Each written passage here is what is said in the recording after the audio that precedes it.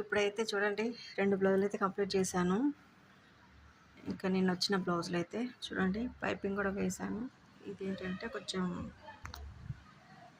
ఇదే కలర్తో వేయమన్నారు. బ్యాక్ చూడండి మీకు ఇక్కడ కనపడుతుంది క్లియర్గా, ఓకేనా. అండ్ లోపల కూడా ఫినిషింగ్ అంతా నీట్గా ఉంటుందండి. అండ్ తర్వాత ఇది రెండో బ్లౌజు, దీనికి కూడా అంతే. దీనికేమో రెడ్ కలర్లో వేయమన్నారు. దీంట్లో ఇట్లా ఫ్లవర్స్ లాగా వచ్చాయి కదా అని ఈ కలర్లో వేయమన్నారు.